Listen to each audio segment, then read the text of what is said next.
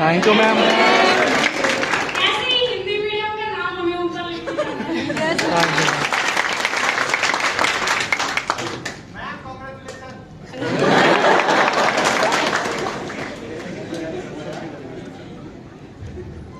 जैसे कि दिव्या ने बताया कि सर का हाथ था और विवेक सर का हाथ था, हम सबकी सफलता में सर का सहयोग था। और मुझे लगता है कि मेहनत करके खूब कॉन्फिडेंस के साथ अगर हम इन तीनों फेजेस को फेस करते हैं तो आराम से हो जाता है, चाहे हिंदी मीडियम में मतलब पड़ता नहीं। अब तो हम लोगों ने प्रूव भी कर दिया 2 साल से।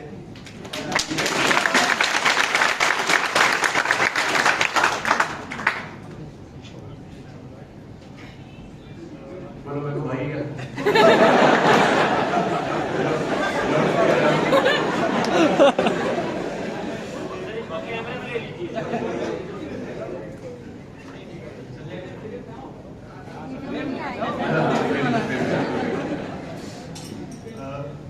जैसा सर ने बताया, मैंने 2020 में लास्ट अटेम्प्ट किया था इससे पहले, तो उसमें मेरे बहुत कम स्कोर आया था। तो मैं मतलब 140-45 नंबर से मेंस में फेल हो गया था। तो मुझे लग गया था कि मेरे बस की बात नहीं है, तो मैंने छोड़ दिया था।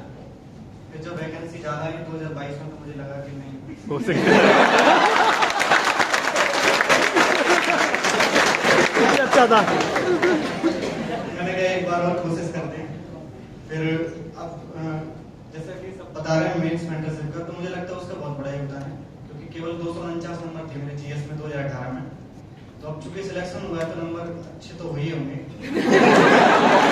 पर आपको पता नहीं होगा कि मेंस मेंटरशिप फॉलो करने वालों में, क्योंकि मुझे कुछ समझ नहीं आता था उस समय, मेरे पास एक पेज के भी नोट्स नहीं थे, तो वो जो 41-42 डेली टेस्ट होते तो मैं बस वही लिखता रहता था। मैंने कहा इस बार तो होना नहीं है, 2023 में देखेंगे।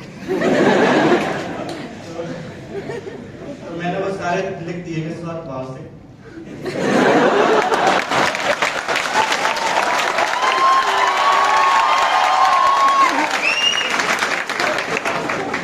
उसके बाद फिर मुझे जो समझ में आया मैं इसमें वो लिख आया। स्टैंड अप कॉमेडियन हो गया तो।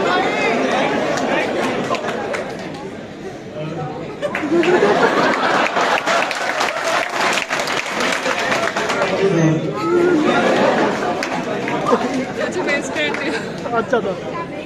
पिछली बार मैं 2 नंबर से रह गया था एक्चुअली कॉल से, और उसकी शायद एक बड़ी वजह ये थी कि मैं उनसे राइटिंग प्रैक्टिस बहुत नहीं कर रहा था पिछले साल। और इस बार शायद सिलेक्शन का महत्वपूर्ण कारण यही रहा कि मैंने लगभग टेस्ट डेली किया और उसमें सर का काफी योगदान रहा। और बस मैं क्या ही बोलूँ इससे ज्यादा।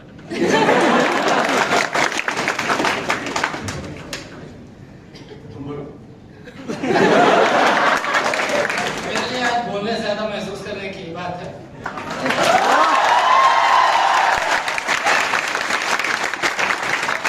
पहला थैंक यू सर को और हमारे पूरे ग्रुप दृष्टि में सीईओ विवेक तिवारी सर को भी। मैं इस पूरे काम मतलब ये कह सकते हैं कि अगर मेरा कुछ मैं आज यहाँ इस मन से कह पा रहा हूँ, इसमें पहचान करने में इनकी भूमिका सबसे सर का भरोसा था कि तुम कर सकते हो। मुझे वो मैसेज आज भी याद है कि विवेक, हम हिंदी माध्यम को लेकर कई तरह की आलोचनाएं भी थी।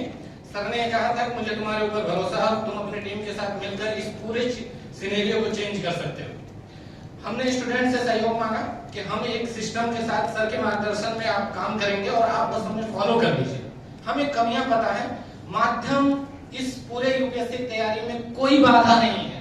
मैं आज ये बात मंच से फिर कह रहा हूँ, सिर्फ आप प्रीलिम्स की चीजें सुधारिए, मेंस में आइए, मेंटरशिप फॉलो कर लीजिए। यूपीएससी में बैठा व्यक्ति भी आपका सिलेक्शन नहीं हो पाएगा।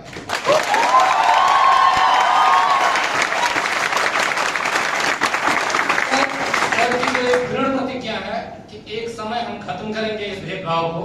हिंदी और इंग्लिश में माध्यम के नाम पर कोई अंतर नहीं रहेगा। आप भरोसा रखिए, मेहनत करिए और मेंटरशिप का पार्ट बनकर सफल होकर यहाँ से अपने अपने क्षेत्र में काम करते हैं।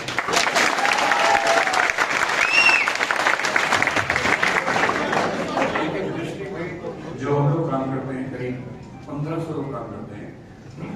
उन 1500 लोगों में मैनेजमेंट के जो प्रमुख हैं वो विवेक जी हैं, वो लोग खड़े हैं। मतलब मेरे एकदम बाद मैनेजमेंट की सारी जिम्मेदारी वो संभालते हैं, मतलब वही संभालते हैं। मैं तो राष्ट्रपति हूँ।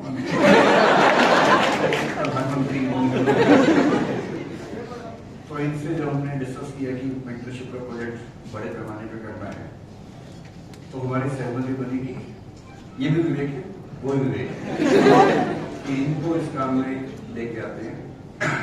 तो इन्होंने इनसे कहा कि ये बहुत महत्वपूर्ण प्रोजेक्ट है, करना चाहोगे? ये बोले नहीं सर। तो मेंटरशिप नहीं सर।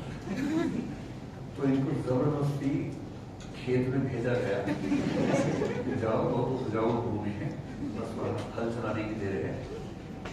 खैर फिर हल चलाया बढ़िया से इन्होंने, और फिर मतलब कुछ टीमें हमारी काम करती हैं सुबह 9 से शाम 6 साढ़े 6 तक, कुछ टीमें 24/7 काम करती हैं। मेंटरशिप टीम ICU को इमरजेंसी तरह काम करती है, जहाँ दिन नहीं होता रात नहीं होती है। पर हमें पिछले 6 महीने से अंदाजा था कि 50 की संख्या होगी। मैं बार बार कह भी रहा था कि 50 की संख्या होनी चाहिए, और 54 हो गई है। तो उम्मीद कीजिए कि अगले साल और अच्छी खबर के साथ रहेंगे। आज भी समाप्त करते हैं।